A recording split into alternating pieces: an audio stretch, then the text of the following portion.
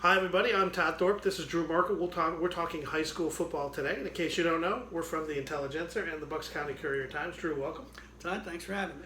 Well, we're going to talk a little bit football every week, and we're talk about the previous week game and looking forward to this week. Drew, a couple takeaways from last week from your perspective. Well, Todd, week one of the season, it's always a lot of fun, and you get surprised usually a lot of times, and we got a nice surprise from North Penn. They played in Chamonix at North Penn, and sophomore running back Kalari Eaton was unbelievable. Coach Dick Beck didn't say anything about him in the preseason. A lot of coaches, try to hide things as long as they can. Well, he's no longer hidden. Eaton had 279 yards rushing on 18 carries, scored a pair of touchdowns. He's big, he's fast, and he was running, around the Chamonix players and running over them and running through them. And when he got in the open field, he was running away from them. So a North Penn team that we expected big things of, now we still do, and now they have the sophomore stud running back to add to all their other weapons. So nice win for them, 55-34 over in the Chamonix. And Todd, the second thing I would say, you look at Souderton. Last year, 4-6. They don't make the playoffs. They had a couple of good pieces, but some things just went wrong. They opened their season with a nice win over Pottsgrove, the 4A district champion from last year, and a pretty good program. It was a 16-0 at one point, and Souderton, never let Pottsgrove into the game. So there they are, off to a 1-0 start for a team that every win is huge, as we've learned. And they go to Quakertown this Friday. If they can beat the Panthers there, 2-0 start, then you can build a lot of confidence. But I kind of like what I have heard and seen from Souderton so far too. Again, just 1 week, but they're going in the right direction. Absolutely. Now I'm going to talk a little bit about the SOL National Conference, where week one winners, there are only two of them. The conference went 2-5. Okay. But the week one winners are Harry S. Truman with the first win for Coach Ben Johnson III. He takes over from Michael Upambera, coming off the best year in school history. Right. And he gets a win over Alney Charter last week behind the running of their kind of like a dual threat running type situation this year. They got the explosive 1,000-yard back from last year in T.J. Rogers, who's a senior. And then they got a junior, DeJuan Harris, who comes over from Commonwealth-Egan, and he's fullback. And it's a Division I prospect, probably defensively. So that gives them a real nice 1-2 punch. Good start for them. We'll wait and see as their schedule ramps up a little bit where they stand. Right. The other big winner, Ben Salem, winning their opener for the third year in a row over Frankfurt, and they're doing it in the last seconds because that's just kind of what they do. But you know what? I think more important, let's get 2019 off on a good start for the Ben Salem kids. Last year they thought they did. They had to having to forfeit their first two games after getting wins.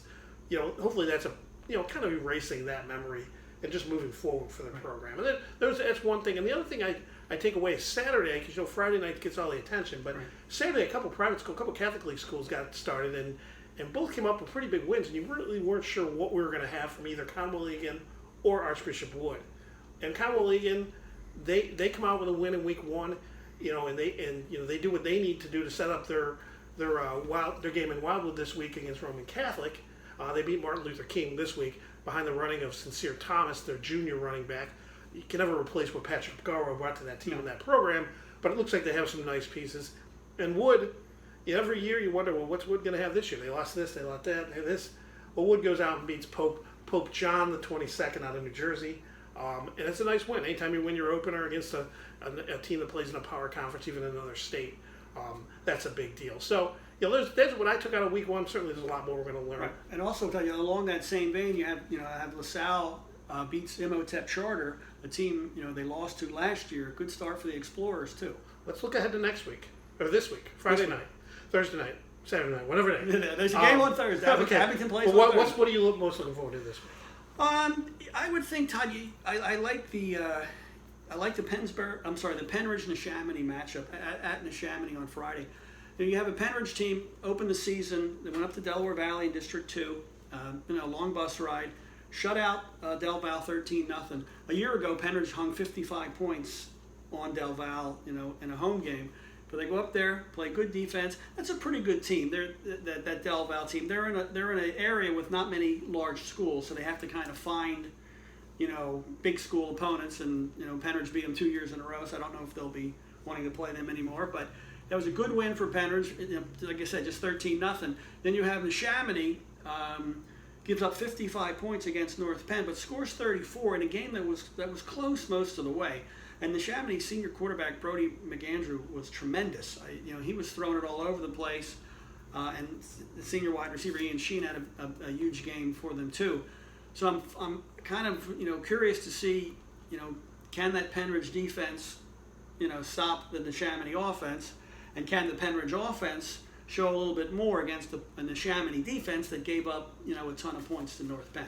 The one thing I'm looking forward to the most is what's going to happen at Pennsbury this week. They go on the road, they play Academy Park in the opener, and they lay a goose egg offensively. 13-0 loss. I know they had pretty high hopes both offensively and defensively in their line play, and their defense looked like they did a pretty good job. Now they come home and they play Penwood.